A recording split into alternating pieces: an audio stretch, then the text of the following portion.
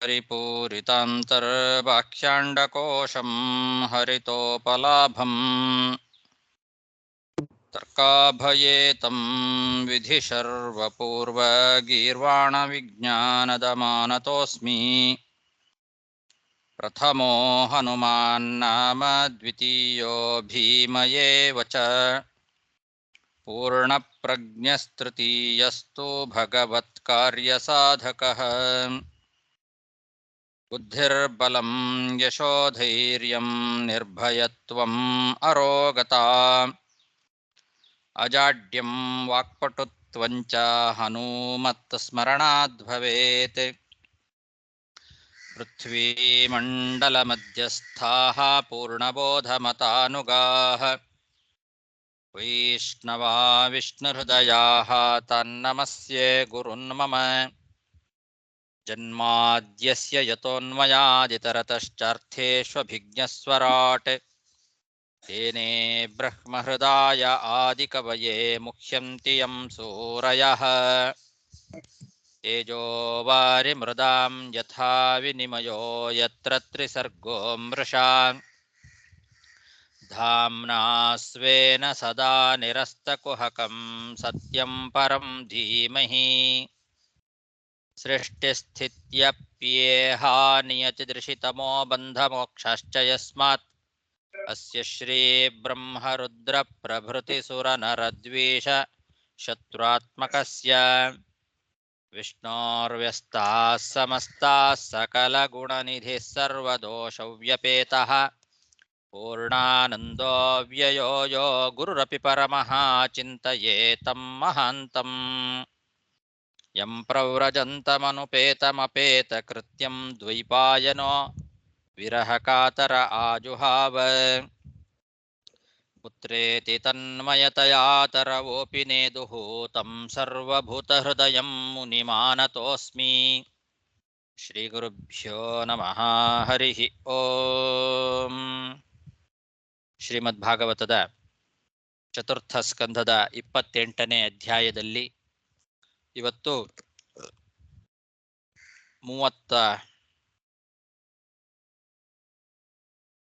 30ನೇ ಶ್ಲೋಕ. ತಸ್ಯಾಂ ಸಂಜನಯಾಂ ಚಕ್ರೆ ಆತ್ಮಜಾಮಸಿತೆ ಕ್ಷಣಾಂ ಯವೀಯಸಃ ಸಪ್ತಸುತಾನ್ ಸಪ್ತದ್ರಮಿಳಭೂಭೃತಃ.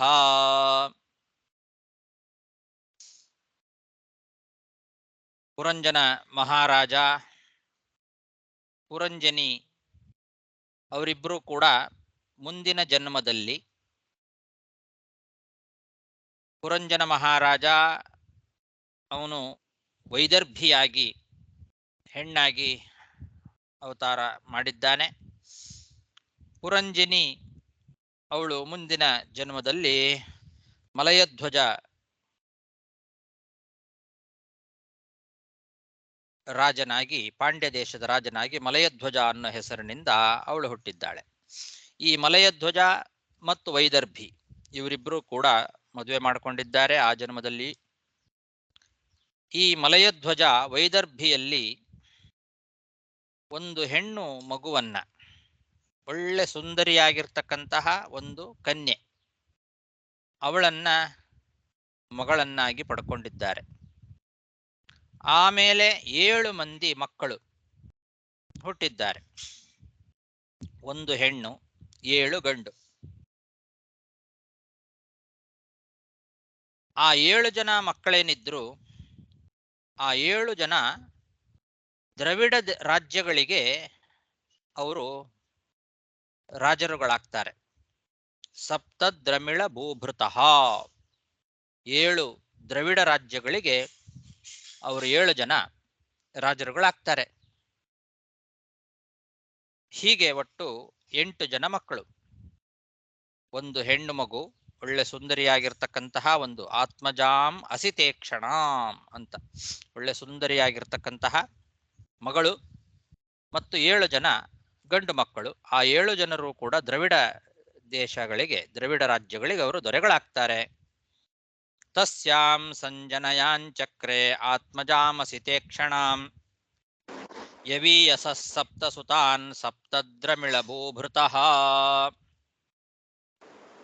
ಏಕೈಕಸ್ಯಾಂ ಅಭವತ್ ಏಕೈಕಸ್ಯಾಭವತ್ತೇಷಾಂ ರಾಜನ್ ರಾಜನ್ ಅರ್ಬುದಮರ್ಬುದಂ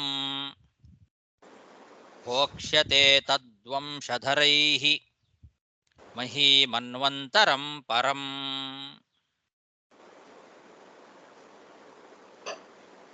ರಾಜನ್ ಅಂತ ಸಂಬೋಧನೆ ಮಾಡ್ತಾ ನಾರದ ಮಹರ್ಷಿಗಳು ಪ್ರಾಚೀನ ಬರ್ಹಿ ರಾಜನಿಗೆ ಹೇಳ್ತಾ ಇದ್ದಾರೆ ಈ ಕಥೆಯನ್ನ. ಎಲೆ ರಾಜನೇ ಅಂತ. ರಾಜನ್, ಆ 7 ಮಂದಿ ದ್ರವಿಡ ರಾಜ್ಯಗಳ ದೊರೆಗಳಾದಂತಹ ಈ ವೈದರ್ಭಿಯ ಮಕ್ಕಳು, ಮಲಯಧ್ವಜನ ಮಕ್ಕಳೇನಿದ್ದಾರಲ್ಲ, ಆ ಮಕ್ಕಳಲ್ಲಿ ಒಬ್ಬೊಬ್ಬರಿಗೂ ಕೂಡ 10 ಕೋಟಿ ಮಕ್ಕಳು ಹುಟ್ಟಿದ್ರಂತೆ. 10 ಕೋಟಿ ಮಕ್ಕಳು, ಮೊಮ್ಮಕ್ಕಳ ಸಂತತಿ ಬೆಳೀತು. ಅರ್ಬುದಂ ಅರ್ಬುದಂ ಅಂತ. ಅರ್ಬುದ ಅಂತಂದ್ರೆ 10 ಕೋಟಿ.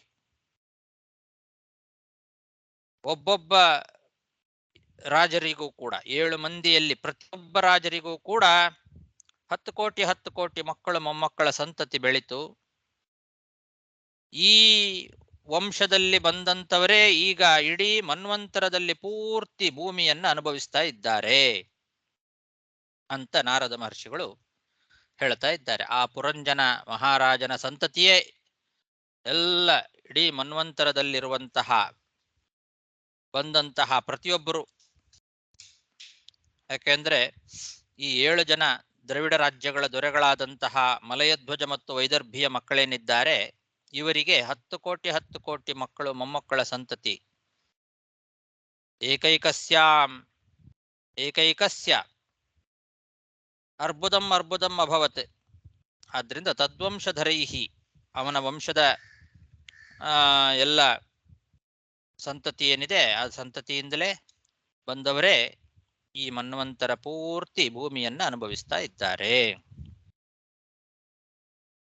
ಏಕೈಕಸ್ಯಾಭವತ್ತೇಷಾಂ ರಾಜನ್ನರ್ಬುದಮರ್ಬುದಂ ಭೋಕ್ಷತೆ ತದ್ವಂಶಧರೈಃ ಮಹೀಮನ್ವಂತರಂ ಪರಂ. ಅಗಸ್ತ್ಯ ಪ್ರಾಗ್ದುಹಿತರಂ ಉಪಯೇಮೇ ಧೃತೌ ರತಾಂ ತಸ್ಯಾಂ ದೃಢಚ್ಯುತೋ ಜಾತಃ ಯುಧ್ಮವಾಹಾತ್ಮಜೋ ಮುನಿಃ.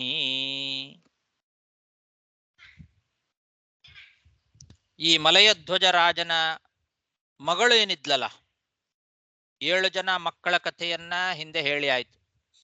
ಈಗ ಮಗಳು, ಒಬ್ಬಳು ಮಗಳಿದ್ಲು ಅಂತ ಹಿಂದೆ ಹೇಳಿದ್ರು. ಅವಳು ಒಳ್ಳೆ ವ್ರತನಿಷ್ಠಳಾಗಿದ್ಲು. ಧೃತವ್ರತಾಂ, ಉತ್ತಮವಾದ ನಿಷ್ಠೆ ಇತ್ತವಳಿಗೆ, ಧರ್ಮದಲ್ಲಿ ಒಳ್ಳೆ ವ್ರತಗಳನ್ನ ಮಾಡ್ತಾ ಇದ್ಲು. ಅಂತಹ ಆ ಮಗಳನ್ನ ಅಗಸ್ತ್ಯ ಋಷಿಗಳು ಮದುವೆ ಮಾಡ್ಕೊಳ್ತಾರೆ.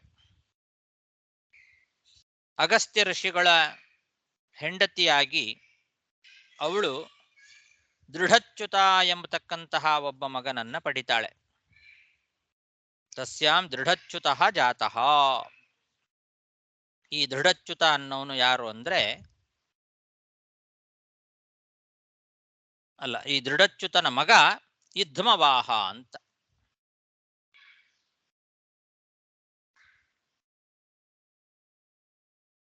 ಮಲಯಧ್ವಜ ರಾಜನ ಮಗಳು ಅಗಸ್ತ್ಯ ಮುನಿಗಳನ್ನ ಮದುವೆ ಮಾಡ್ಕೊಳ್ತಾಳೆ. ಆ ಅಗಸ್ತ್ಯ ಮುನಿಗಳಿಂದ ಈ ಮಲಯಧ್ವಜನ ಮಗಳಿಗೆ ಹುಟ್ಟುವ ಮಗ ದೃಢಚ್ಯುತ ಅಂತ. ಆ ದೃಢಚ್ಯುತನ ಮಗ ಯುಧ್ಮವಾಹ ಅಂತ. ಯುಧ್ಮವಾಹ ಎಂಬತಕ್ಕಂತಹ ಮುನಿ, ಅಗಸ್ತ್ಯ ಮುನಿಗಳ ಮಗ ದೃಢಚ್ಯುತ ಮುನಿ. ಆ ದೃಢಚ್ಯುತನ ಮಗ ಯುಧ್ಮವಾಹ ಎಂಬತಕ್ಕಂತಹ ಮುನಿ. ಹೀಗೆ ಅವಳ ಸಂತತಿ ಆ ಅಗಸ್ತ್ಯ ಮುನಿಗಳಿಂದ ಬೆಳೀತದೆ. ಅಗಸ್ತ್ಯ ಪ್ರಾಗ್ದುಹಿತರಂ ಉಪಯೇಮೇ ಧೃತೌ ರತಾಂ ತಸ್ಯಾಂ ದೃಢಚ್ಯುತೋ ಜಾತಃ ಯುಧ್ಮವಾಹಾತ್ಮಜೋ ಮುನಿಃ. ವಿಭಜ್ಯ ತನಯೇಭ್ಯಃ ಕ್ಷ್ಮಾಂ ರಾಜರ್ಷಿರ್ಮಲಯಧ್ವಜಃ ಆರಿರಾಧಯಿಷು ಕೃಷ್ಣಂ ಸಜಗಾಮಕುಲಾಚಲಂ. ಈ ಮಲಯಧ್ವಜ ಏನಿದ್ದಾನಲ್ಲ ರಾಜರ್ಷಿ, ಅವನು ಈ ಭೂಮಿಯನ್ನ ತನ್ನ ಮಕ್ಕಳಿಗೆಲ್ಲ ಹಂಚಿಕೊಟ್ಟ. 7 ಜನ ಮಕ್ಕಳೇನಿದ್ರು ಆ 7 ಜನ ಮಕ್ಕಳಿಗೆ ಈ ಭೂಮಿಯನ್ನ ವಿಭಾಗ ಮಾಡಿಕೊಟ್ಟ. ಕೊಟ್ಟು ಭಗವಂತನನ್ನ ಕೃಷ್ಣನನ್ನ ಆರಾಧನೆ ಮಾಡಬೇಕು ಅಂತ ಮಲಯ ಪರ್ವತಕ್ಕೆ ಹೋದ್ನಂತೆ. ಜಗಾಮ ಸಹ ಕುಲಾಚಲಂ. ಕುಲಾಚಲ ಅದೊಂದು ಕುಲಪರ್ವತ, ಮಲಯ ಅಂತ ಹೆಸರು. ಆ ಮಲಯ ಅನ್ನೋ ಹೆಸರಿನ ಕುಲಪರ್ವತಕ್ಕೆ ಅವನು ಕೃಷ್ಣನನ್ನ ಆರಾಧನೆ ಮಾಡಬೇಕು ಅಂತ ಹೋಗಿದ್ದಾನೆ. ಆ ಆರಿರಾಧಯಿಷು ಕೃಷ್ಣಂ ಸಹ ಜಗಾಮ. ಕೃಷ್ಣನನ್ನ ಆರಾಧನೆ ಮಾಡಬೇಕು ಅಂತ ಹೇಳಿ ಆ ಮಲಯಧ್ವಜ ರಾಜ ಎಲ್ಲ ಮಕ್ಕಳಿಗೆ ಸಮವಾಗಿ ಆ ತನ್ನ ಭೂಮಿಯನ್ನ ರಾಜ್ಯವನ್ನೆಲ್ಲ ಹಂಚಿ ಅವನು ಮಲಯ ಎಂಬ ಕುಲಪರ್ವತಕ್ಕೆ ಹೋದ.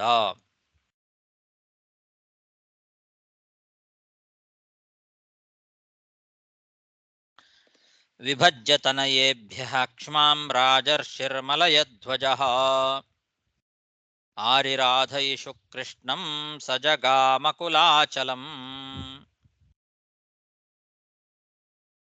ಹಿತ್ವಾ ಗೃಹಾನ್ ಸುತಾನ್ ಭೋಗಾನ್ ವೈದರ್ಭೀಮದಿರೇಕ್ಷಣ ಅನ್ವಪದ್ಯತ ಪಾಂಡ್ಯೇಶಂ ಜ್ಯೋತ್ಸ್ನೇವರಜನೀಕರಂ.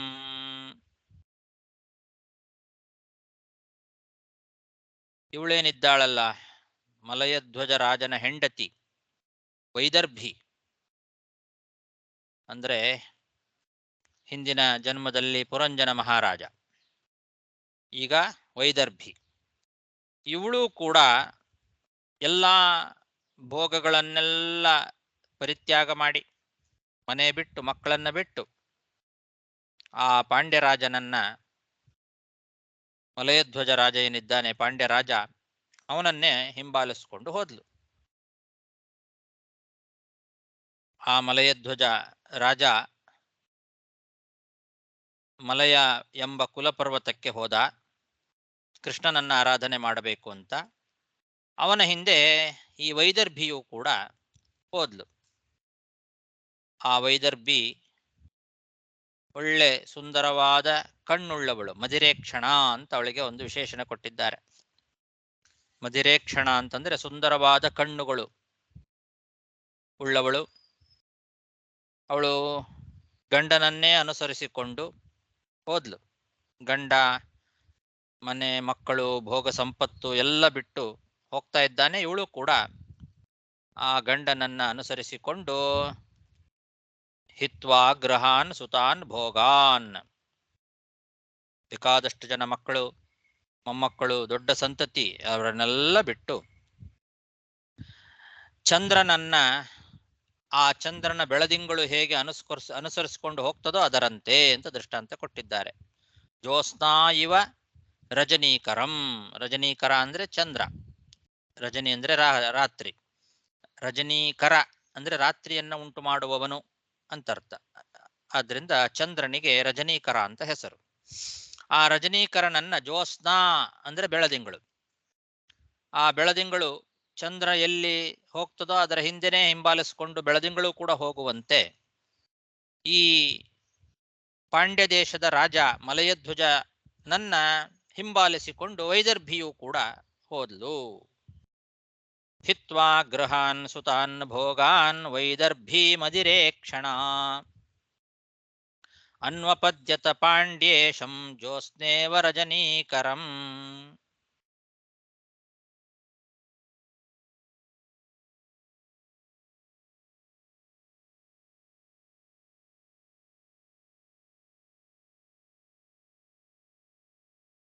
ತತ್ರ ಚಂದ್ರವದಾ ನಾಮ ತಾಮ್ರಪರ್ಣೀವರೋದಕ.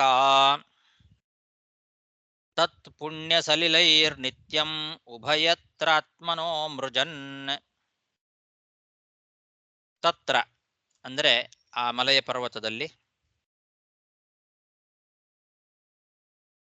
3 ನದಿಗಳು ಹರಿತಾ ಇದ್ದಾವೆ. ಚಂದ್ರವದ, ತಾಮ್ರಪರ್ಣಿ, ವರೋದಕ ಅಂತ ಈ 3 ನದಿಗಳು ಆ ಮಲಯ ಪರ್ವತದಲ್ಲಿ ಹರಿತಾ ಇದ್ದಾವೆ.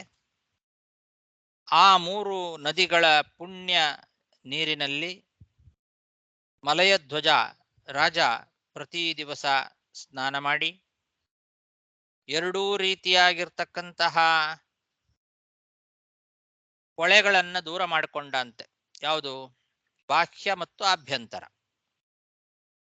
ಬಾಹ್ಯವಾದ ಶುದ್ಧಿ, ಆಭ್ಯಂತರ ಶುದ್ಧಿ ಎರಡೂ ಕೂಡ ಆ ಒಂದು ಪುಣ್ಯವಾದ ಜಲದಲ್ಲಿ ಸ್ನಾನ ಮಾಡೋದರಿಂದ ಬರ್ತದೆ. ಪುಣ್ಯ ಜಲಗಳಲ್ಲಿ ಸಂಕಲ್ಪಪೂರ್ವಕವಾಗಿ ಭಕ್ತಿಯಿಂದ ನಾವು ಸ್ನಾನ ಮಾಡಿದರೆ ಹೊರಗಿನಿಂದಲೂ ದೇಹ ಶುದ್ಧಿ ಆಗ್ತದೆ, ಒಳಗಿನಿಂದಲೂ ದೇಹ ಶುದ್ಧಿ ಆಗ್ತದೆ. ಅಂದ್ರೆ ಏನರ್ಥ? ಒಳಗಿನ ಪಾಪಗಳೆಲ್ಲ ಪರಿಹಾರ ಆಗ್ತದೆ ಪುಣ್ಯ ತೀರ್ಥಗಳಲ್ಲಿ ಸ್ನಾನ ಮಾಡೋದ್ರಿಂದ. ತತ್ ಪುಣ್ಯ ಸಲಲೈಹಿ, ಪುಣ್ಯವಾದ ಸಲಿಲ ಏನಿದೆ ಆ ನೀರಿನಲ್ಲಿ ಭಕ್ತಿಪೂರ್ವಕವಾಗಿ ನಾವು ಸ್ನಾನ ಮಾಡಿದರೆ ಆವಾಗ ಉಭಯತ್ರ ಆತ್ಮನೋ ಮೃಜನ್, 2 ಕಡೆ 2 ರೀತಿಯಾಗಿರ್ತಕ್ಕಂತಹ ಕೊಳೆ ಅದು ದೂರ ಆಗ್ತದೆ. ಹೊರಗಿನ ಕೊಳೆ ಮತ್ತು ಒಳಗಿನ ಕೊಳೆ. ಉಭಯತ್ರ ಅಂದ್ರೆ ಹಾಗೆ.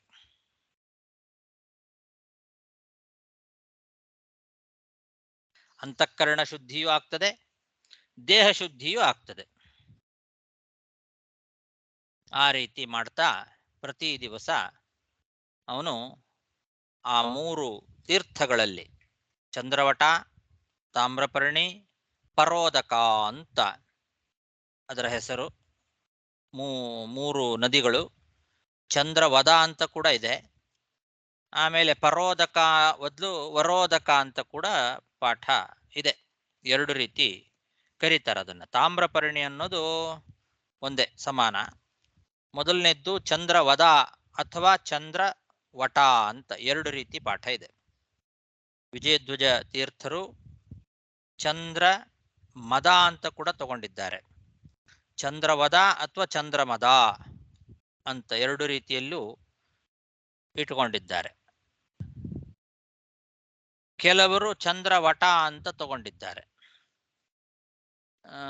ಯಾದವಾರ್ಯರು ಚಂದ್ರವಟ ಅನ್ನೋ ಪಾಠವನ್ನ ಅವರು ತಗೊಂಡಿದ್ದಾರೆ. ಹಾಗಾಗಿ ಆ ನದಿಯ ಹೆಸರು ಯಾದವಾರ್ಯರ ಪ್ರಕಾರ ಚಂದ್ರವಟ, ವಿಜಯಧ್ವಜ ತೀರ್ಥರ ಪ್ರಕಾರ ಚಂದ್ರವದ ಅಥವಾ ಚಂದ್ರಮದ, ಎರಡೂ ತಗೊಂಡ್ತಾರೆ ಅವರು. ಮೊದಲು ಚಂದ್ರವದ ಆಹ್ಲಾದಕಂ ನಿರ್ಮಲಂ ವದತಿ ಅಂತ ಚಂದ್ರವದ ಅಂತ ಹೇಳ್ತಾರೆ. ಆಮೇಲೆ ಚಂದ್ರಮದ ಇತಿ ಪಾಠೆ ಶಸಾವಿತಿ ಸೂತ್ರಾತ್ ವಕಾರಸ್ಯ ಮಕಾರಃ ಅಂತ ಚಂದ್ರ ಮದ ಅಂತ ಕೆಲವು ಕಡೆಗೆ ಪಾಠ ಇದೆ. ಅದಕ್ಕೆ ಚಂದ್ರವದ ಅಂತಾನೆ ಹೆಸರು. ಅದು ನಿಜವಾಗ್ಲೂ ಚಂದ್ರವದ, ಆದರೆ ಚಂದ್ರಮದ ಅಂತ ಅದಕ್ಕೆ ವಕಾರಕ್ಕೆ ಮಕಾರ ಬಂದಿದೆ. ಶಸೌ ಅಂತ ಒಂದು ಸೂತ್ರ, ಆ ಸೂತ್ರದಿಂದ ವಕಾರಕ್ಕೆ ಮಕಾರ ಬಂದಿದೆ. ಹಾಗಾಗಿ ಚಂದ್ರವದ ಅಂತಾನೆ ಹೆಸರು ಅಂತ ವಿಜಯಧ್ವಜ ತೀರ್ಥರು ಹೇಳ್ತಾರೆ. ಅಲ್ಲಿ ಒಂದು ಗುರುಕುಲವನ್ನ ಮಾಡಿಕೊಂಡು ಆ ಗುರುಕುಲದಲ್ಲಿ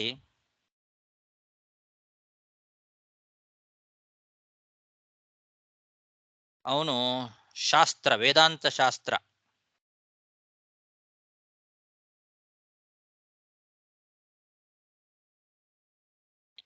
ಪಾಠಗಳನ್ನ ಮಾಡಿಕೊಂಡಿದ್ದ ಅಂತ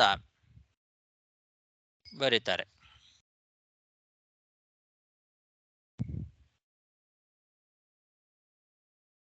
ಇನ್ನೊಂದು ನದಿ ತಾಮ್ರಪರ್ಣಿ ಎಂಬತಕ್ಕಂತಹ ನದಿ.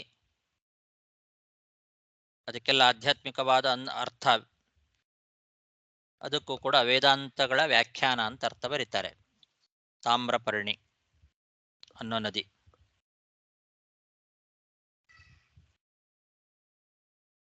ಆಮೇಲೆ ಇನ್ನೊಂದು ನದಿ ಪರೋದಕ ಅಂತ. ಅದಕ್ಕೆ ವರೋದಕ ಅಂತ ವಿಜಯಧ್ವಜ ತೀರ್ಥರ ಪಾಠ.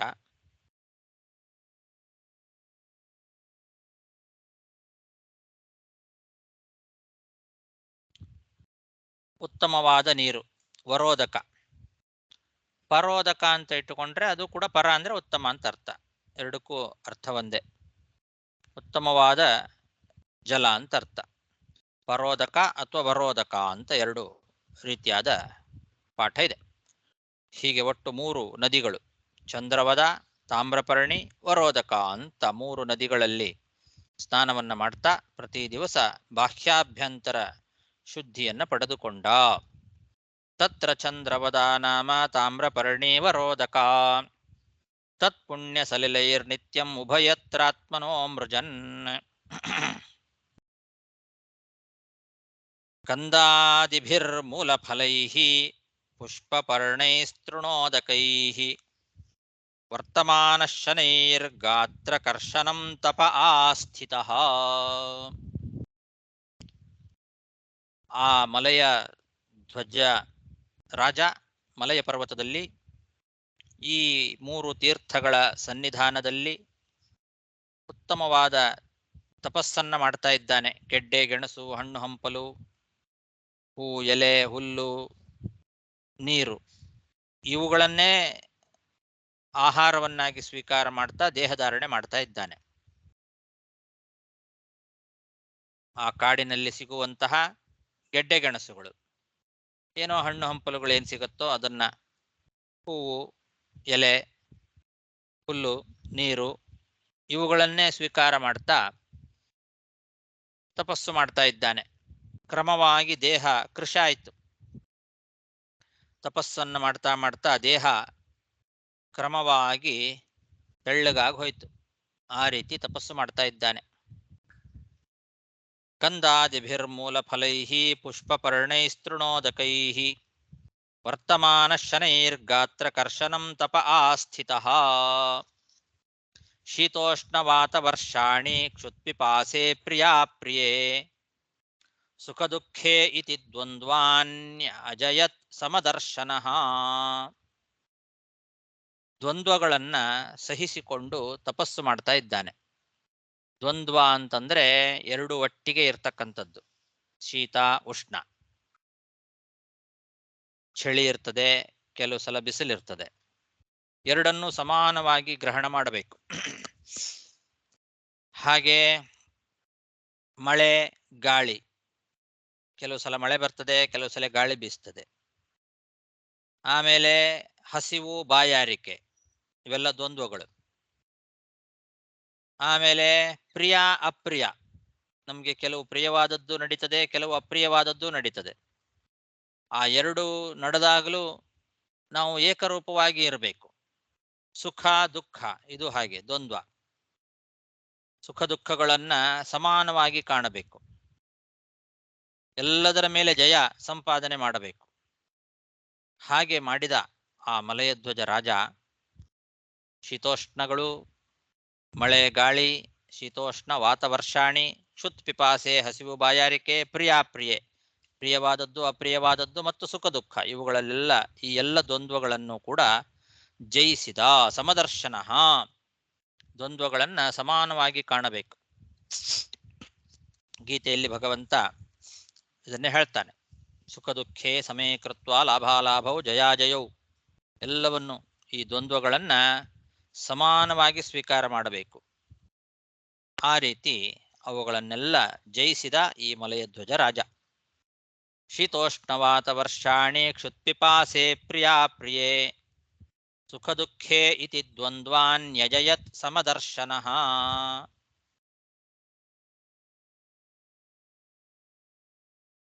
ತಪಸಾ ವಿದ್ಯೆಯಾ ಪಕ್ವಕಷಾಯೋ ನಿಯಮೈರ್ಯಮೈಃ ಯುಯುಜೆ ಬ್ರಹ್ಮಣಾತ್ಮಾನಂ ವಿಜಿತಾಕ್ಷಾನಿಲಾಶಯಃ. ಉತ್ತಮವಾದ ತಪಸ್ಸು, ಒಳ್ಳೆ ವಿದ್ಯೆ, ನಿಯಮ, ಯಮ ಯಮ ಮತ್ತು ನಿಯಮಗಳು, ಒಳ್ಳೆ ವಿದ್ಯೆ ಮತ್ತು ತಪಸ್ಸು ಇವುಗಳಿಂದ ತನ್ನ ಪಾಪಗಳನ್ನೆಲ್ಲ ಪರಿಹಾರ ಮಾಡಿಕೊಂಡ. ಪಕ್ವ ಕಷಾಯ. ಕಷಾಯ ಅಂದರೆ ಪಾಪಗಳು. ಅದನ್ನೆಲ್ಲ ಪರಿಹಾರ ಮಾಡಿಕೊಂಡ. ಯಾವುದರಿಂದ? ಒಳ್ಳೆ ತಪಸ್ಸು ಮಾಡಿ, ಆ ತಪಸ್ಸಿನಿಂದ ಮನನ ಮಾಡೋದು. ತಪಸ್ಸು ಅಂತಂದರೆ ಮನನ ಮಾಡೋದು. ಆ ಮನನದಿಂದ ಒಂದು ಜ್ಞಾನ ಉಂಟಾಗ್ತದೆ, ಉತ್ತಮವಾದ ಜ್ಞಾನ. ಮನನ ಮಾಡಬೇಕಾಗಿದ್ದರೆ ಮೊದಲು ಜ್ಞಾನ ಬೇಕು. ಆ ಜ್ಞಾನವನ್ನು ಸಂಪಾದನೆ ಮಾಡಿ ಮನನ ಮಾಡಬೇಕು. ಮನನದಿಂದ ಪುನಃ ಉತ್ತಮವಾದ ಜ್ಞಾನ ಬರ್ತದೆ. ಆ ಜ್ಞಾನದಲ್ಲಿ ದಾರ್ಢ್ಯ ಬರ್ತದೆ. ತಪಸಾ ವಿದ್ಯೆಯ ಅಂದರೆ ಮನನ ಮಾಡಿ ಬಂದಂತಹ ವಿದ್ಯೆ. ಆ ವಿದ್ಯೆಯಿಂದ ನಿಯಮ ಯಮ ಮೊದಲಾದವುಗಳನ್ನು ತಾನು ಸಂಪಾದನೆ ಮಾಡಬೇಕು. ಯಮ ಮತ್ತು ನಿಯಮ, ಪ್ರಾಣಾಯಾಮ ಮೊದಲಾದವುಗಳೇನಿದ್ದಾವೆ ಅವುಗಳನ್ನು ಜಯಿಸಿ ಆ ರೀತಿಯಲ್ಲಿ ಭಗವಂತನ ಧ್ಯಾನ. ಯಮ, ನಿಯಮ, ತಪಸ್ಸು, ವಿದ್ಯೆ ಈ ರೀತಿಯಾಗಿ ಮಾಡ್ತಾ ತನ್ನ ಪಾಪಗಳನ್ನೆಲ್ಲ, ಅಂತಃಕರಣದಲ್ಲಿರ್ತಕ್ಕಂತಹ ಪಾಪಗಳನ್ನೆಲ್ಲ ಪರಿಹಾರ ಮಾಡಿಕೊಂಡ. ಇಂದ್ರಿಯಗಳ ಮೇಲೆ ಜಯವನ್ನು ಸಂಪಾದನೆ ಮಾಡಿದ. ಮನಸ್ಸಿನ ಜಯವನ್ನು ಸಂಪಾದನೆ ಮಾಡಿದ. ಪ್ರಾಣದ ಮೇಲಿನ ಜಯವನ್ನು ಸಂಪಾದನೆ ಮಾಡಿದ. ಯುಯುಜೆ ಬ್ರಹ್ಮಣ ಆತ್ಮಾನಂ ವಿಜಿತಾಕ್ಷಾನಿಲಾಶಯ. ಆ ಮನಸ್ಸನ್ನ ಭಗವಂತನಲ್ಲೇ ಇರಿಸಿದ. ಮನಸ್ಸು ವಿಷಯ ಪದಾರ್ಥಗಳಿಂದ ಅದನ್ನು ಈಚೆಗೆ ತಂದು ಇಂದ್ರಿಯಗಳನ್ನು ನಿಗ್ರಹ ಮಾಡಿ ಪ್ರಾಣವನ್ನು ಜಯ ಮಾಡಿ, ಅಂದರೆ ಪ್ರಾಣಾಯಾಮಗಳ ಮೂಲಕವಾಗಿ ಮನೋನಿಗ್ರಹ ಮಾಡಿಕೊಂಡು ಆ ಮನಸ್ಸನ್ನ ಭಗವಂತನಲ್ಲಿ ನಿಲ್ಲಿಸಿದ ಅಂತರ್ಥ. ತಪಸಾ ವಿದ್ಯೆಯ ಪಕ್ವ ಕಷಾಯೋ ನಿಯಮೈರ್ಯಮೈಃ ಯುಯುಜೆ ಬ್ರಹ್ಮಣಾತ್ಮಾನಂ ವಿಜಿತಾಕ್ಷಾನಿಲಾಶಯಃ. ಆಸ್ತೆ ಸ್ಥಾಣುರಿವೈಕತ್ರ ದಿವ್ಯಂ ವರ್ಷಶತಂ ಸ್ಥಿತಃ ವಾಸುದೇವೇ ಭಗವತಿ ನಾಣ್ಯದ್ವೇದೋದ್ವಹನ್ ರತಿಂ. ಈ ರೀತಿ ಮಲಯಧ್ವಜ ರಾಜ ಉತ್ತಮವಾದ ತಪಸ್ಸನ್ನು ಮಾಡ್ತಾ ಆ ಮಲಯ ಪರ್ವತದಲ್ಲಿ 100 ವರ್ಷಗಳ ಕಾಲ ಉತ್ತಮವಾದ ತಪಸ್ಸನ್ನು ಮಾಡಿದ್ದಾನೆ. 100 ವರ್ಷಗಳ ಕಾಲ, ಅದು ದಿವ್ಯಂ ವರ್ಷಶತಂ ಅಂತ. ಮನುಷ್ಯಮಾನದ 100 ವರ್ಷ ಅಲ್ಲ, ದೇವಮಾನದ 100 ವರ್ಷಗಳ ಕಾಲ ನಿಶ್ಚಲವಾಗಿ ಒಂದೇ ಕಡೆಗೆ ನಿಂತು ಬಿಟ್ಟನಂತೆ. ಅದು ಹೇಗೆ ಅಂದರೆ ಸ್ಥಾಣು ಇವ, ಕಂಬದಂತೆ. ಕಂಬ ಒಂದು ಕಡೆಯಲ್ಲಿ ನೆಟ್ರೆ ಅದು ಹೇಗೆ ಒಂದೇ ಕಡೆಯಲ್ಲಿ ಆ ಕಡೆ ಈ ಕಡೆ ಅಲುಗಾಡದಂಗೆ ನಿಂತಿರ್ತದೋ ಹಾಗೆ ಒಂದೇ ಕಡೆಯಲ್ಲಿ ನಿಶ್ಚಲವಾಗಿ ಸ್ಥಾಣುವಿನಂತೆ, ಕಂಬದಂತೆ ನಿಂತು ಬಿಟ್ಟ 100 ದೇವಮಾನ ವರ್ಷಗಳ ಕಾಲ. ಆ ರೀತಿ ಭಗವಂತನಾದ ವಾಸುದೇವನಲ್ಲೇ ಮನಸ್ಸನ್ನ ಇಟ್ಟು ಅವನನ್ನೇ ಚಿಂತನೆ ಮಾಡ್ತಾ ಇದ್ದಾನೆ. ಬೇರೆ ಯಾವ ವಸ್ತುಗಳನ್ನು ಕೂಡ ಸ್ವತಂತ್ರವಾದ ವಸ್ತು ಅಂತ ತಿಳಿಲಿಲ್ಲ ಅವನು. ನಾಣ್ಯದ್ ವೇದ ಉದ್ವಹನ್ ರತಿಂ, ಸ್ವತಂತ್ರವಾದ ವಸ್ತು ಅದೊಂದೇ ಅಂತ ತಿಳಿದು ಆ ಭಗವಂತನಲ್ಲೇ ಮನಸ್ಸನ್ನ ಇಟ್ಟು ದೇವಮಾನದ 100 ವರ್ಷಗಳ ಕಾಲ ಕಂಬದಂತೆ ಒಂದೇ ಕಡೆಯಲ್ಲಿ ನಿಂತು ಬಿಟ್ಟ, ಚಲನೆಯೇ ಇಲ್ಲದಂತೆ. ಆ ರೀತಿ ತಪಸ್ಸನ್ನ ಮಾಡಿದ. ತಪಸಾ ವಿದ್ಯೆಯ ಪಕ್ವ ಕಷಾಯೋ ನಿಯಮೈ ಆಸ್ತೆ ಸ್ಥಾಣುರಿವೈಕತ್ರ ದಿವ್ಯಂ ವರ್ಷಶತಂ ಸ್ಥಿತಃ ವಾಸುದೇವೇ ಭಗವತಿ ನಾಣ್ಯದ್ ವೇದೋದ್ವಹನ್ ರತಿಂ. ಸವ್ಯಾಪಕತಯಾ ಆತ್ಮಾನಂ ವ್ಯತಿರಿಕ್ತತಯಾತ್ಮನಿ ವಿದ್ವಾನ್ ಸ್ವಪ್ನ ಇವಾಮೃಶ್ಯ ಸಾಕ್ಷಿಣಂ ವಿರರಾಮಃ. ಈ ಶ್ಲೋಕದಲ್ಲಿ ಆ ನಾರದ ಮಹರ್ಷಿಗಳು ಪ್ರಾಚೀನ ಬರ್ಹಿಗೆ ಈ ಪುರಂಜನ ಉಪಾಖ್ಯಾನದ ಪ್ರಧಾನವಾದ ಘಟ್ಟವನ್ನು ಹೇಳ್ತಾ ಇದ್ದಾರೆ. ಇದನ್ನ ಮೈತ್ರೇಯ ಋಷಿಗಳು ವಿದುರನಿಗೆ ಹೇಳಿದ್ದು. ಪುರಂಜನನ ಕಥೆ ನಾರದರು ಪ್ರಾಚೀನ ಬರಿಹಿಗೆ ಹೇಳ್ತಾ ಇರ್ತಕ್ಕಂತಹ ಕಥೆ. ಈ ಮಲಯಧ್ವಜ ಪುರಂಜನ ಮಹಾರಾಜನ ಮುಂದಿನ ಜನ್ಮದ ಕಥೆ. ವೈದರ್ಭಿಯಾಗಿ ಅವನು ಇದ್ದಾನೆ. ಮಲಯಧ್ವಜ ರಾಜ ಇಷ್ಟು ಅದ್ಭುತವಾದ ರೀತಿಯಲ್ಲಿ ತಪಸ್ಸನ್ನ ಮಾಡ್ತಾ ಜೀವನ ಒಳಗೆ ಸಾಕ್ಷಾತ್ ಅಂತರ್ಯಾಮಿಯಾಗಿ ದ್ರಷ್ಟಾರನಾಗಿ ಆ ಭಗವಂತನೇ ಇದ್ದಾನೆ, ಎಲ್ಲ ಕಡೆಯಲ್ಲಿ ಹೊರಗೂ ಇದ್ದಾನೆ. ನನ್ನ ಒಳಗೆ ಜೀವನ ಒಳಗೆ ಸಾಕ್ಷಾತ್ ದ್ರಷ್ಟಾರನಾಗಿ ಇರುವ ಅಂತರ್ಯಾಮಿಯಾಗಿ ಯಾವ ಭಗವಂತ ಇದ್ದಾನೋ ಅವನೇ ಹೊರಗೂ ವ್ಯಾಪ್ತವಾದ ರೂಪದಿಂದ ಇದ್ದಾನೆ ಅಂತ ತಿಳ್ಕೊಳ್ಳೋದು. ಒಬ್ಬನೇ ಭಗವಂತ, ಅವನಲ್ಲಿ ವ್ಯತ್ಯಾಸ ಇಲ್ಲ. ಆ ನನ್ನ ಒಳಗೆ ಜೀವನ ಒಳಗೆ, ಜೀವ ಅಂತ ಅನ್ನೋದು ಬಹಳ ಸೂಕ್ಷ್ಮವಾಗಿರ್ತಕ್ಕಂಥದ್ದು. ಆ ಜೀವನ ಒಳಗೆ ಅಂತರ್ಯಾಮಿಯಾಗಿ ಇರುವ ಯಾವ ಭಗವಂತ ಇದ್ದಾನೋ ಅವನೇ ಹೊರಗೆ ವ್ಯಾಪ್ತವಾದ ರೂಪದಿಂದ ಇದ್ದಾನೆ.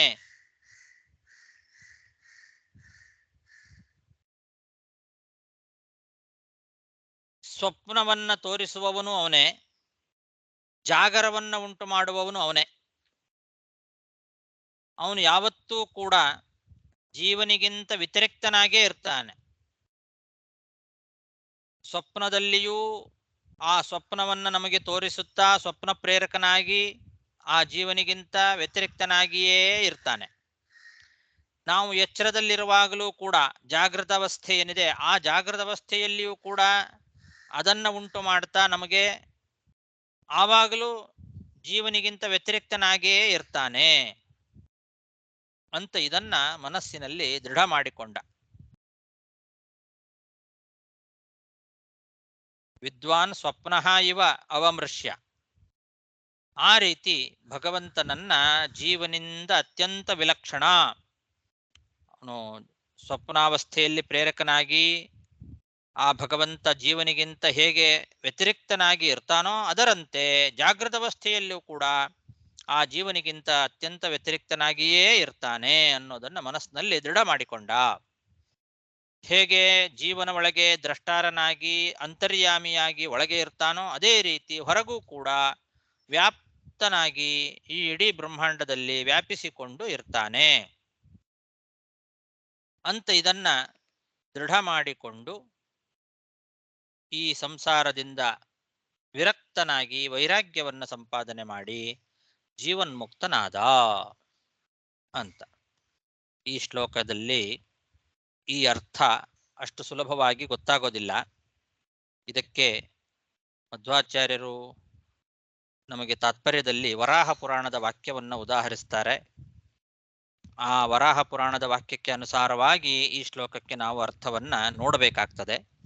ಬೇರೆ ವ್ಯಾಖ್ಯಾನಕಾರರೆಲ್ಲ ಈ ಶ್ಲೋಕಕ್ಕೆ ವ್ಯಾಖ್ಯಾನವನ್ನ ಮಾಡ್ತಾ ಮಲಯಧ್ವಜ ರಾಜ 100 ದಿವ್ಯ ವರ್ಷಗಳ ಕಾಲ ಭಗವಂತ ವಾಸುದೇವನನ್ನ ಧ್ಯಾನ ಮಾಡಿ ಈ ದೇಹ ಮೊದಲಾದವುಗಳನ್ನೆಲ್ಲ ಮರೆತು ತಾನು ಈ ದೇಹಗಳಿಗಿಂತ ಭಿನ್ನ ಅಂತ ತಿಳ್ಕೊಂಡ. ಸ್ವಪ್ನ ಪದಾರ್ಥಕ್ಕಿಂತ ಅದನ್ನ ಕಾಣುವ ತಾನು ಹೇಗೆ ಬೇರೆಯೋ ಹಾಗೆ ದೇಹವನ್ನ ಕಾಣುವ ತಾನು ದೇಹಕ್ಕಿಂತ ಬೇರೆ ಅಂತ ತಿಳ್ಕೊಂಡ ಅಂತ ಈ ರೀತಿ ಹೇಳಿದ್ದಾರೆ. ಹಾಗೆ ಮತ್ತೆ ಇವರು ವೀರರಾಘವ ವ್ಯಾಖ್ಯಾನದಲ್ಲಿ ಪರಮಾತ್ಮ ವ್ಯಾಪಕನಾದ್ದರಿಂದ ತನ್ನಿಂದ ಬೇರೆ ಅಂತ ತಿಳಿದು ದೇಹಾದಿಗಳೆಲ್ಲ ಸ್ವಪ್ನ ಪದಾರ್ಥಗಳಂತೆ ಅನಿತ್ಯ ಅಂತ ತಿಳಿದು ವೈರಾಗ್ಯವನ್ನು ಪಡೆದ ಅಂತ ಅವರು ಹೇಳ್ತಾರೆ. ಇನ್ನು ಜೀವಗೋಸ್ವಾಮಿ ವ್ಯಾಖ್ಯಾನದಲ್ಲಿ ಅವರು ಹೇಳ್ತಾರೆ, ಸ್ವಪ್ನ ಪದಾರ್ಥ ಮತ್ತು ಅದನ್ನು ಕಾಣುವ ತಾನು ಹೇಗೆ ಬೇರೆಯೋ ಹಾಗೆ ವ್ಯಾಪಕನಾದ ಪರಮಾತ್ಮನಿಗಿಂತ ಬೇರೆ ಅಂತ ತಿಳಿದ ಅಂತ ಅವರು ಹೇಳ್ತಾರೆ.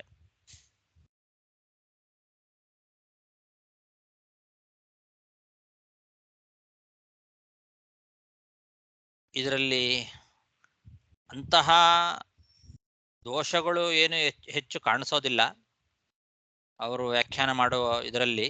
ಆದರೆ ಸ್ವರಸವಾಗಿ ಇದಕ್ಕೆ ವ್ಯಾಖ್ಯಾನ ಮಾಡಬೇಕು ಅಂದ್ರೆ ಜೀವನಿಗೆ ಸಂಸಾರಕ್ಕೆ ಮೂಲ ಕಾರಣ ಸ್ವಾತಂತ್ರ್ಯ ಅಭಿಮಾನ. ನಾನು ನನ್ನದು ಅನ್ನೋ ಅಭಿಮಾನ, ನಾನೇ ಮಾಡಿದೆ ಅನ್ನೋ ಸ್ವಾತಂತ್ರ್ಯ ಅಭಿಮಾನ ಏನಿದೆ ಅದು ಸಂಸಾರಕ್ಕೆ ಮೂಲ ಕಾರಣ. ಈ ಮಲಯಧ್ವಜ ರಾಜ 100 ವರ್ಷ, ದಿವ್ಯವಾದ 100 ವರ್ಷಗಳ ಕಾಲ ತಪಸ್ಸು ಮಾಡಿ ಅವನು ಕಂಡುಕೊಂಡದ್ದೇನು ಅಂದರೆ, ಸ್ವಪ್ನದಲ್ಲಿ ತಾನು ಎಷ್ಟು ಅಸ್ವತಂತ್ರನೋ, ಯಾಕೆ ನಾವು ಅನ್ಕೊಂಡಂಗೆ ನಮಗೆ ಕನಸು ಬೀಳೋದಿಲ್ಲ, ನಾವು ಪೂರ್ಣ ಅಸ್ವತಂತ್ರರು. ಅಲ್ಲಿ ಭಗವಂತನೇ ಸ್ವತಂತ್ರ, ಅವನು ಹೇಗೆ ತೋರಿಸ್ತಾನೋ ಹಾಗೆ ನೋಡ್ಬೇಕಷ್ಟೆ. ಹಾಗೆ ಸ್ವಪ್ನದಲ್ಲಿ ತಾನು ಹೇಗೆ ಅಸ್ವತಂತ್ರನೋ ಹಾಗೆ ಜಾಗರದಲ್ಲೂ ನಾನು ಅಸ್ವತಂತ್ರನೇ ಅಂತ ತಿಳ್ಕೊಳ್ಬೇಕು. ಇದನ್ನು ತಿಳ್ಕೊಂಡ ಅವನು. ನಾವು ಜಾಗರದಲ್ಲಿ ನಾನೇ ಸ್ವತಂತ್ರ ಅಂತ ತಿಳ್ಕೊಂಡು ಬಿಡ್ತೇವೆ. ನಾನು ಏನು ಬೇಕಾದ್ರೂ ಮಾಡಬಹುದು, ನನಗೆ ಮನಸ್ಸಿಗೆ ಬಂದಂತೆ ಮಾಡಬಹುದು ಅಂತ ನಾವು ಅನ್ಕೊಳ್ತೇವೆ. ಆದರೆ ಸ್ವಪ್ನದಲ್ಲಿ ನಮಗೆ ಬೇಕಾದಂತಹ ಸ್ವಪ್ನ ಬೀಳಲಿ ಅಂತಂದ್ರೆ ಬೀಳೋದಿಲ್ಲ ಅದು. ಆ ಥರ ಸ್ವಪ್ನದಲ್ಲಿ ನಾನು ಎಷ್ಟು ಅಸ್ವತಂತ್ರನೋ ಅದೇ ರೀತಿ ಜಾಗ್ರದಲ್ಲಿಯೂ ನಾನು ಅಸ್ವತಂತ್ರ ಅಂತ ತಿಳ್ಕೊಳ್ಬೇಕು. ಮತ್ತೆ ನಾನು ಮಾಡಿದೆ, ನನ್ನಿಂದ ಆಯ್ತು, ನಾನು ಸ್ವತಂತ್ರ ಅನ್ನೋ ಭಾವನೆ ಬರ್ತದಲ್ಲ, ಅದು ಕೇವಲ ಅಭಿಮಾನ ಅಷ್ಟೇ. ನಮ್ಮಲ್ಲಿ ಯಾವುದೇ ರೀತಿಯಾದ ಸ್ವಾತಂತ್ರ್ಯ ಇಲ್ಲ ಅಂತ ದೃಢವಾಗಿ ತಿಳ್ಕೊಂಡು ಜೀವನ್ಮುಕ್ತನಾದ ಅಂತ. ಹೀಗೆ ಈ ಶ್ಲೋಕಕ್ಕೆ ಅರ್ಥವನ್ನು ಹೇಳೋದು ಸರಸವಾಗ್ತದೆ. ಇದನ್ನ ಮಧ್ವಾಚಾರ್ಯರು ತೋರಿಸಿಕೊಟ್ಟಿದ್ದಾರೆ. ಸ್ವಪ್ನೇನ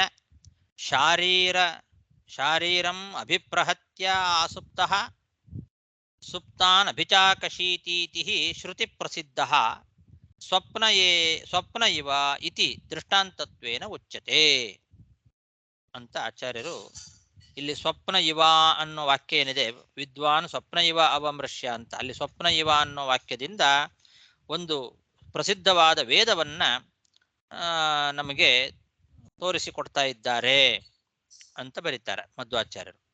ಸ್ವಪ್ನೇನ ಶಾರೀರಂ ಅಭಿಪ್ರಹತ್ಯ ಸುಪ್ತಃ ಸುಪ್ತಾನ್ ಅಭಿಚಾಕಶೀತಿ ಅಂತ ಇದು ಪ್ರಸಿದ್ಧವಾದಂತಹ ಒಂದು ಶ್ರುತಿ. ಪರಮಾತ್ಮ ಶರೀರಧಾರಿಯಾಗಿರ್ತಕ್ಕಂತಹ ಜೀವನಿಗೆ ಸ್ವಪ್ನಾವಸ್ಥೆಯನ್ನು ಉಂಟು ಮಾಡಿ ತಾನು ಆ ಸ್ವಪ್ನಾವಸ್ಥೆ ಇಲ್ಲದವನಾಗಿ ನಾವು ಮಲ್ಕೊಂಡಂತಹ ಸುಪ್ತರಾದ ಜೀವನನ್ನ ಪ್ರಕಾಶಗೊಳಿಸ್ತಾನೆ ಅಂತ ಆ ಶ್ರುತಿಯ ಅರ್ಥ. ಸ್ವಪ್ನ ಅಂತನ್ನೋದು ಭಗವಂತನಿಗೆ ಇಲ್ಲ, ನಮಗೆ ಆ ಸ್ವಪ್ನವನ್ನ ತೋರಿಸ್ತಾನೆ. ಸುಪ್ತರಾದಂತಹ ಜೀವರನ್ನ ಆ ಸ್ವಪ್ನವನ್ನ ಅವರಿಗೆ ಉಂಟು ಮಾಡಿ ಆ ಸ್ವಪ್ನದಲ್ಲಿ ಅವರನ್ನು ಪ್ರಕಾಶಗೊಳಿಸ್ತಾನೆ ಅಂತ ಶ್ರುತಿ ಹೇಳುತ್ತದೆ. ಆ ಶ್ರುತಿಯಲ್ಲಿ ಸ್ವಪ್ನಾವಸ್ಥೆಯಲ್ಲಿ ಜೀವ ಅಸ್ವತಂತ್ರ ಅಂತನ್ನೋದು ಪ್ರಸಿದ್ಧ. ಅವನನ್ನೇ ಸ್ವಪ್ನ ಇವ ಅಂತ ದೃಷ್ಟಾಂತವನ್ನಾಗಿ ಇಲ್ಲಿ ಹೇಳ್ತಾ ಇದ್ದಾರೆ ಭಾಗವತದಲ್ಲಿ. ಯಾಕೆಂದ್ರೆ ಸ್ವಪ್ನದಲ್ಲಿ ಜೀವನಿಗೆ ಅದನ್ನು ಬರೀತಾರೆ, ಸ್ವಪ್ನೇಹಿ ಜೀವಸ್ಯ ಅಸ್ವಾತಂತ್ರ್ಯಂ ಪ್ರಸಿದ್ಧಂ ಅತಃ ತತ್ರ ಪರಮೇಶ್ವರಾಧೀನತ್ವಂ ಪ್ರಸಿದ್ಧಮೇವ ಅಥೋ ಜೀವ ವ್ಯತಿರಿಕ್ತ ಈಶ್ವರ ಇತಿ ಸಿದ್ಧ. ಸ್ವಪ್ನ ಅದರಲ್ಲಿ ಜೀವನಿಗೆ ಅಸ್ವಾತಂತ್ರ್ಯ ಇದೆ ಅಂತ ಅನ್ನೋದು ಎಲ್ರಿಗೂ ಪ್ರಸಿದ್ಧವಾದದ್ದು. ಜೀವನಿಗೆ ಸ್ವಪ್ನವನ್ನ ತೋರಿಸುವವನು ಯಾರು? ಭಗವಂತ. ಆ ಭಗವಂತನೇ ತೋರಿಸಬೇಕು ಅಂದ ಮೇಲೆ ಆ ಜೀವ ಪರಮಾತ್ಮನಿಗೆ ಅಧೀನ ಅಂತ ಗೊತ್ತಾಗ್ತದೆ. ಯಾಕೆಂದ್ರೆ ಅವನು ಹೇಗೆ ತೋರಿಸ್ತಾನೋ ಹಾಗೆ ಇವನು ನೋಡ್ಬೇಕಷ್ಟೇ. ಇವನಲ್ಲಿ ಏನೂ ಇಲ್ಲ ಸ್ವಾತಂತ್ರ್ಯ ಜೀವನಲ್ಲಿ. ಆ ಭಗವಂತನೇ ಸ್ವತಂತ್ರ, ಅವನೇ ಭಗವಂತ ಈ ಜೀವನಿಗೆ ಸ್ವಪ್ನವನ್ನು ತೋರಿಸ್ತಾನೆ. ಹಾಗಾಗಿ ಜೀವನಿಗಿಂತ ಪರಮಾತ್ಮ ಬೇರೆ, ಆ ಜೀವನಿಗಿಂತ ಪರಮಾತ್ಮ ಉತ್ತಮ, ಮತ್ತು ಆ ಪರಮಾತ್ಮನ ಅಧೀನ ಈ ಜೀವ ಅಂತನ್ನೋದು ಸಿದ್ಧವಾಯಿತು ಇದರಿಂದ ಅಂತ. ಇದಕ್ಕೆ ಪೂರಕವಾಗಿ ವರಾಹ ಪುರಾಣದ ಒಂದು ವಾಕ್ಯ, ಸ್ವಪ್ನೆ ಯತೋ ನ ಸ್ವತಂತ್ರ ತತ್ರ ತದ್ದರ್ಶಕ ಪರಃ ಜೀವಾದನ್ಯಸ್ತು ವಿಜ್ಞೇಯ ಸ ವಿಷ್ಣು ಅವಧಾರ್ಯತಾಂ ಇತಿ ವಾರಾಹೇ ಅಂತ ವರಾಹ ಪುರಾಣದ ವಾಕ್ಯವನ್ನ ಮಧ್ವಾಚಾರ್ಯರು ತಾವು ಹೇಳುವ ಈ ತಾತ್ಪರ್ಯ ವಾಕ್ಯಕ್ಕೆ ಉದಾಹರಣೆಯಾಗಿ ಕೊಡ್ತಾ ಇದ್ದಾರೆ. ವರಾಹ ಪುರಾಣ, ಸ್ವಪ್ನೆ ಯತೋ ನ ಸ್ವತಂತ್ರ, ಸ್ವಪ್ನಾವಸ್ಥೆಯಲ್ಲಿ ಜೀವ ಸ್ವತಂತ್ರನಲ್ಲ, ಆವಾಗ ಅವನಿಗೆ ಸ್ವಪ್ನವನ್ನು ತೋರಿಸುವ ಭಗವಂತನೇ ಸ್ವತಂತ್ರ, ಅವನು ಜೀವನಿಗಿಂತ ಬೇರೆ ಅಂತ ತಿಳಿಲಿಕ್ಕೆ ಸಾಧ್ಯ. ಆ ಸ್ವತಂತ್ರ ಪರಮಾತ್ಮ ವಿಷ್ಣುವೇ ಅಂತ ತಿಳ್ಕೊಳ್ಬೇಕು ಅಂತ ವರಾಹ ಪುರಾಣ ಹೇಳ್ತಾ ಇದೆ. ಹೀಗೆ ವರಾಹ ಪುರಾಣದ ವಾಕ್ಯವನ್ನ ಉದಾಹರಿಸಿ ಮಧ್ವಾಚಾರ್ಯರು ಈ ಶ್ಲೋಕದ ಅಭಿಪ್ರಾಯವನ್ನ ತಿಳಿಸಿಕೊಟ್ಟಿದ್ದಾರೆ. ಹಾಗಾಗಿ ಒಟ್ಟು ಈ ಶ್ಲೋಕದ ಅಭಿಪ್ರಾಯ ಏನು ಅಂದ್ರೆ, ಜೀವ ಆ ಜೀವನ ಒಳಗೆ ದ್ರಷ್ಟಾರನಾಗಿ ಅಂತರ್ಯಾಮಿಯಾಗಿ ಯಾವ ಭಗವಂತ ಇದ್ದಾನೋ ಅವನೇ ವ್ಯಾಪಕತೆಯ ಹೊರಗೆ ಎಲ್ಲ ಕಡೆಯಲ್ಲಿ ವ್ಯಾಪ್ತ ರೂಪದಿಂದಲೂ ಇದ್ದಾನೆ. ಆ ಭಗವಂತನೇ ಸ್ವಪ್ನಾವಸ್ಥೆಯಲ್ಲಿ ಪ್ರೇರಕನಾಗಿ ಜೀವನಿಗೆ ಆ ಸ್ವಪ್ನವನ್ನ ಹೇಗೆ ತೋರಿಸ್ತಾನೋ, ಜೀವನಿಗಿಂತ ವ್ಯತಿರಿಕ್ತನಾಗಿ ಇರ್ತಾನೋ, ಅದೇ ರೀತಿ ಜಾಗೃತ ಅವಸ್ಥೆಯಲ್ಲೂ ಕೂಡ ಜಾಗೃತ ಅವಸ್ಥೆಯನ್ನು ಉಂಟು ಮಾಡ್ತಾ ಆ ಜೀವನಿಗಿಂತ ವ್ಯತಿರಿಕ್ತನಾಗಿಯೇ ಇರ್ತಾನೆ ಅಂತ ಈ ರೀತಿ ಮನಸ್ಸಿನಲ್ಲಿ ದೃಢವಾಡಿಕೊಂಡು ಈ ಸಂಸಾರದಲ್ಲಿ ವೈರಾಗ್ಯವನ್ನ ಸಂಪಾದನೆ ಮಾಡಿ ಜೀವನ್ಮುಕ್ತಿಯನ್ನ ಪಡೆದ. ಸವ್ಯಾಪಕತಯಾತ್ಮಾನಂ ವ್ಯತಿರಿಕ್ತತಯಾತ್ಮನಿ ವಿದ್ವಾನ್ ಸ್ವಪ್ನ ಇವಾಮೃಶ್ಯ ಸಾಕ್ಷಿಣಂ ವಿರರಾಮಃ. ಶ್ರೀಕೃಷ್ಣಾರ್ಪಣಮಸ್ತು. 40 ಶ್ಲೋಕ ಆಯ್ತಲ್ಲಿಗೆ.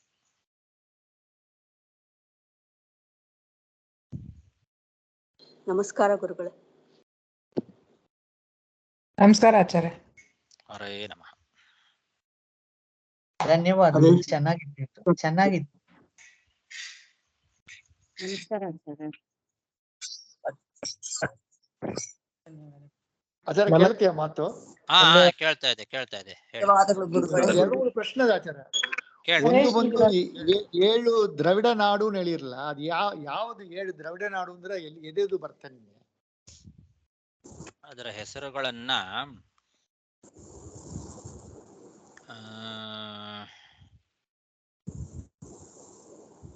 ಹೆಸರು ಏನನ್ನು ಹೇಳಿಲ್ಲ ಇಲ್ಲಿ. ಸಪ್ತ ದ್ರವಿಡ ಭೂಭೃತಃ ಅಂತ ಹೇಳಿದ್ದಾರೆ. ದ್ರವಿಡ ರಾಜ್ಯಗಳು 7. ಅದಕ್ಕೆ ಅರ್ಥ ಇದರಲ್ಲಿ ಆಧ್ಯಾತ್ಮಿಕವಾದ ಅರ್ಥವನ್ನ ಹೇಳುವಾಗ 7 ಇಂದ್ರಿಯಗಳು ಅಂತ ಅರ್ಥ ಇಟ್ಟುಕೊಂಡಿದ್ದಾರೆ. ಅದನ್ನು ಮಾತ್ರ ಹೇಳ್ತಾರಲ್ಲಿ ವ್ಯಾಖ್ಯಾನದಲ್ಲಿ. ಇದು ನಾವು ಭಾಗವತ ಮಹಾತ್ಮೆ ನೋಡೋದು ಕೂಡ ಈ ದ್ರವಿಡನಾಳಿಯ ಒಂದು ನಾರದರು ಹೋದ್ರು ತುಂಬಾ ವರ್ಷ ಮುಂಚೆ ನೋಡಿರೋದು, ರೈಟ್? ಅಲ್ಲಿ ಇಲ್ಲಿ ಹೆಂಗೆ ಲಿಂಕ್ ಆಗತ್ತೆ ಎಂಬ ಕೇಳ್ಕಿಂದ. ಇನ್ನೊಂದು ಪ್ರಶ್ನೆ ಆಚಾರ್ಯ, ಈಗ ಮಳೆಧ್ವಜ ರಾಜ ಬಂದು ಹೋಗಿ ಅಲ್ಲಿ 3 ನದಿ ತೀರದಲ್ಲಿ ಬಂದು ಒಂದು ವಿದ್ಯಾಪೀಠ ಇದು ಮಾಡಿ ಪಾಠ ಹೇಳಿಕೊಟ್ಟ ಎಂಬ ಒಂದು ಮಾತು ಬರ್ತಾರೆ. ಈ ಕ್ಷತ್ರಿಯ ಬಂದು ವಿದ್ಯಾಭ್ಯಾಸ ಮಾಡೋಕೆ ಅಧಿಕಾರ ಅಂದ್ರೆ ಅದು ಆಧ್ಯಾತ್ಮಿಕ ಇಲ್ಲ, ಇದು ಆಧ್ಯಾತ್ಮಿಕವಾದ ಅರ್ಥ. ಅದನ್ನ ಅಲ್ಲಿ ಇವರು ಬರೀತಾರೆ, ವಿಜಯಧ್ವಜ ತೀರ್ಥರು. ಇದಕ್ಕೆ ಯಾವ್ದಕ್ಕೆ ಚಂದ್ರವಟ ಅಂತಿದಲ್ಲ ನದಿ, ಅದಕ್ಕೆ ಚಂದ್ರನಂತೆ ಆಹ್ಲಾದವನ್ನ ಉಂಟು ಮಾಡ್ತಕ್ಕಂತಹ ನಿರ್ಮಲವಾದ ಒಂದು ಜ್ಞಾನ ವೇದಾಂತ ಶಾಸ್ತ್ರ, ಅದಕ್ಕೆ ಚಂದ್ರವಟ ಅಂತ ಹೆಸರು ಅಂತ ಬರೀತಾರೆ. ಆಧ್ಯಾತ್ಮಿಕವಾದ ಅರ್ಥದಲ್ಲಿ ಗುರುಕುಲವಾಸ ಮಾಡಿಕೊಂಡು ಅಲ್ಲಿ ನಿರ್ಮಲವಾದ ವೇದಾಂತ ಶಾಸ್ತ್ರವನ್ನ ಅಧ್ಯಯನ ಮಾಡೋದು ವೇದಾಂತ ಗುರುಕುಲದಲ್ಲಿ ಅನ್ನೋದು ಚಂದ್ರವಟ ನದಿಯಲ್ಲಿ ಸ್ನಾನ ಮಾಡಿದ ಅನ್ನೋದರ ಆಧ್ಯಾತ್ಮಿಕವಾದ ಅರ್ಥ ಅಂತ ಅದಕ್ಕೆ ಅಭಿಪ್ರಾಯ. ಅವರು ಅಧ್ಯಯನ ಮಾಡಿದ್ರೆ ಅವ್ರು ತಿಳ್ಕೊಂಡ್ರು ಅರ್ಥವಲ್ಲ, ಅವರು ಬಂದು ಮತ್ತವರಿಗೆ ಪಾಠ ಹೇಳಿಕೊಟ್ರು ಅಂತ ತಗೋಬೇಕು. ಯಾರು? ಈಗ ಮಲಯಧ್ವಜ ರಾಜ ಚಂದ್ರವಟ ಎಂಬ ನದಿಯಲ್ಲಿ ಸ್ನಾನ ಮಾಡಿದ ಅಂತ ಅಷ್ಟೇ ಅರ್ಥ ಅಲ್ಲಿ. ಅದರ ಆಧ್ಯಾತ್ಮಿಕವಾದ ಅರ್ಥ, ನಾವು ಗುರುಕುಲವಾಸ ಮಾಡಿ ಗುರುಕುಲದಲ್ಲಿ ನಿರ್ಮಲವಾದ ವೇದಾಂತ ಶಾಸ್ತ್ರವನ್ನ ಅಧ್ಯಯನ ಮಾಡಬೇಕು ಅನ್ನೋದು ಅವನು ಮಲಯಧ್ವಜ ರಾಜ ಚಂದ್ರವಟದಲ್ಲಿ ಸ್ನಾನ ಮಾಡಿದ ಅನ್ನೋದರ ಅಭಿಪ್ರಾಯ. ಹಾಗೆ ಪರ್ವದಕ ಅಂತಂದ್ರೆ ಉತ್ತಮವಾದ ನೀರು ಅಂತ ಅರ್ಥ ಇದೆ. ಅದಕ್ಕೆ ಉತ್ತಮವಾದ ಶಾಸ್ತ್ರ ವ್ಯಾಖ್ಯಾನಗಳು ಅಂತ ಅರ್ಥ. ಸೊ ಈ ದೃಷ್ಟಾಂತ ಎಲ್ಲವೇ ಬಂದು ಅಧ್ಯಾತ್ಮವಾಗಿ ತಗೋಬೇಕು. ಈ ತಗೋಬೇಕು. ಇದನ್ನೆಲ್ಲ ಮುಂದೆ ಹೇಳ್ತೇನೆ. ಮುಂದೆ ಮತ್ತೆ ಒಂದ್ಸಲ ರಿಪೀಟ್ ಮಾಡ್ತೇನೆ ಅಂತ ಹೇಳಿದ್ನಲ್ಲ ನಾನು. ಮುಂದಿನ ಅಧ್ಯಾಯದಲ್ಲಿ ಇದಕ್ಕೆಲ್ಲ ಆಧ್ಯಾತ್ಮಿಕವಾದ ಅರ್ಥ ಏನು ಅನ್ನೋದನ್ನ ಹೇಳ್ತಾರಲ್ಲ, ಅವಾಗೆಲ್ಲ ಇದನ್ನೆಲ್ಲ ನೋಡ್ತಾ ಬರೋಣ ಮತ್ತೊಂದ್ಸಲ.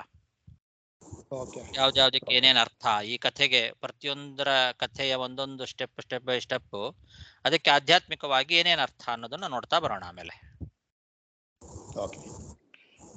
ಈ ಸ್ವಪ್ನ ದೃಷ್ಟಾಂತ ಹೇಳಿಲ್ಲ ನೀವು? ಸ್ವಪ್ನ ದೃಷ್ಟಾಂತದಲ್ಲಿ ಸ್ವಪ್ನವೇ ಸುಳ್ಳು ಮಾರಿ ಎಲ್ಲವೇ ಸುಳ್ಳು ಅಂತಾರೆ ಅವರು. ಅದನ್ನ ನಾವು ಹೆಂಗ ಅದನ್ನ ಬಂದು ನಾವು ಇದು ಮಾಡ್ತೇವ? ಅವರು ಅದ್ವೈತಿ ಹೇಳುವ ವಾಕ್ಯಕ್ಕೆ ಸ್ವಪ್ನ ಅಂತೆ ಎಲ್ಲ ಸುಳ್ಳು, ಸ್ವಪ್ನವೇ ಸುಳ್ಳು ಅಂತಾರಲ್ಲ ಅವರು. ಹೌದು. ಅದನ್ನ ನಾವು ಹೆಂಗ ಬಂದು ಇದು ಮಾಡ್ತೇವೆ? ನಾವು ಅದನ್ನ ಕೌಂಟರ್ ಕೊಡ್ತೇವೆ. ಸತ್ಯ ಅಂತ ಹೇಗೆ ಸಮರ್ಥನೆ ಮಾಡ್ತೇವೆ ಅಂತನಾ? ಹಾ, ಸ್ವಪ್ನದಲ್ಲಿ ನಾವು ಕಂಡದ್ದು ಪದಾರ್ಥಗಳು ಸತ್ಯವೇ, ಅಲ್ಲಿ ನೋಡಿದ್ವಿ, ಅಲ್ಲಿ ನಮಗೆ ಸುಖ ದುಃಖ ಎಲ್ಲ ಆಯ್ತು. ಸ್ವಪ್ನದಲ್ಲಿ ಆ ಪದಾರ್ಥಗಳನ್ನ ನಾವು ಕಂಡದ್ರಿಂದಲೇನೆ ನಮಗೆ ಸುಖ ದುಃಖ ಎಲ್ಲ ಆಗ್ತದೆ. ಆ ಕ್ಷಣದಲ್ಲಿ ಆ ಪದಾರ್ಥಗಳನ್ನ ಅಲ್ಲಿ ಭಗವಂತ ಸೃಷ್ಟಿ ಮಾಡಿ ತೋರಿಸಿದ, ಅದನ್ನು ನಾವು ನೋಡಿದ್ದು ನಿಜ. ಆದ್ರೆ ಹೊರಗಿನ ಪದಾರ್ಥವೇ ನಾನು ಅಲ್ಲಿ ನೋಡಿದೆ ಅನ್ಕೊಳ್ತೇವಲ್ಲ, ಅದು ಮಾತ್ರ ಸುಳ್ಳು ಅಷ್ಟೇ. ಅದು ಹೊರಗಿನ ಪದಾರ್ಥ ಅಲ್ಲ, ಅಲ್ಲಿ ಬೇರೆನೆ ಪದಾರ್ಥವನ್ನ ಸೃಷ್ಟಿ ಮಾಡಿ ತತ್ಕಾಲದಲ್ಲಿ ಭಗವಂತ ತೋರಿಸ್ತಾನೆ. ಅದು ಅನುಭವದಿಂದಲೇ ಸಿದ್ಧವಾಗ್ತದೆ ನಮಗೆ. ಆ ಸ್ವಪ್ನದಲ್ಲಿ ನೋಡೋದು ಬಂದು ಏರ್ಕಡೆ ನಾವು ನೋಡಿರುವ ಕುಂಭ ಒಂದು ಇದು ಉಂಟು. ಹಾಗೇನಿಲ್ಲ, ಏರ್ಕಡೆ ನೋಡಿರ್ಲೇಬೇಕು ಅಂತೇನಿಲ್ಲ. ಎಲ್ಲೋ ಯಾವುದೋ ಜನ್ಮದಲ್ಲಿ, ಎಷ್ಟೋ ಸಾವಿರಾರು ಹಿಂದಿನ ಜನ್ಮಗಳಲ್ಲಿ ನೋಡಿದ್ರೂ ಇರಬಹುದು. ಅದನ್ನ ಅಲ್ಲಿ ನಾವು ಭಗವಂತ ತೋರಿಸ್ತಾನೆ ನೋಡ್ತೇವೆ. ಸಾವಿರಾರು ಜನ ನೋಡ್ಲಾದ ಪದಾರ್ಥವೂ ಇರುವುದು. ಎರಡು ಅದೇ ನೋಡ್ಲಾರದ್ದು ಅಂತಂದ್ರೆ ಅದು ಮಿಕ್ಸ್ ಆಗಿ ಬರ್ತದೆ. ಎರಡು ಅಂತೂ ನಾವು ಅನುಭವಿಸಿರ್ಲೇಬೇಕು. ಆದ್ರೆ ನಾವು ಅದೇ ಹಾಗೆ ಅನುಭವಿಸಿರ್ಲೇಬೇಕು ಅಂತಿಲ್ಲ. ಈಗ ಉದಾಹರಣೆಗೆ ನಾವು ತಲೆ ಕಡ್ಕೊಳ್ಳೋ ಅಂತಹ ಒಂದು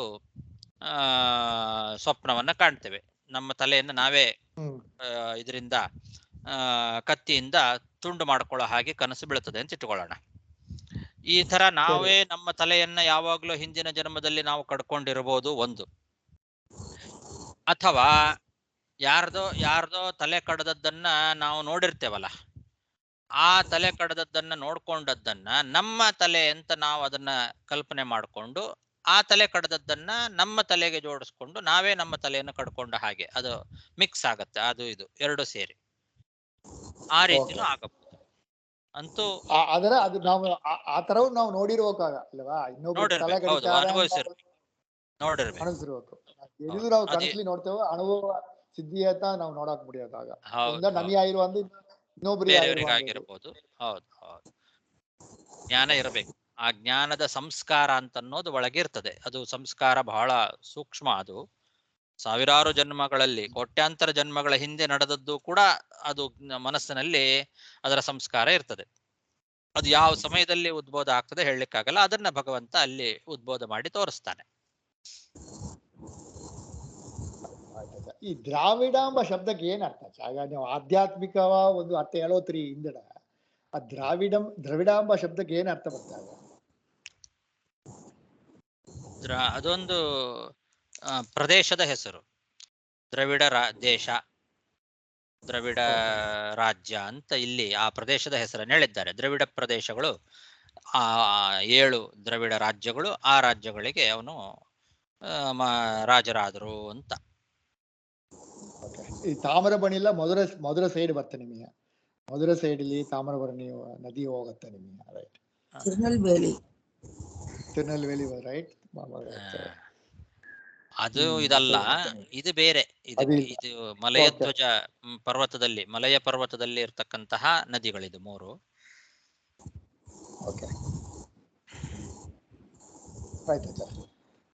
ಧನ್ಯವಾದಗಳು ಆಚಾರ್ಯ. ಹರೇ ನಮಃ.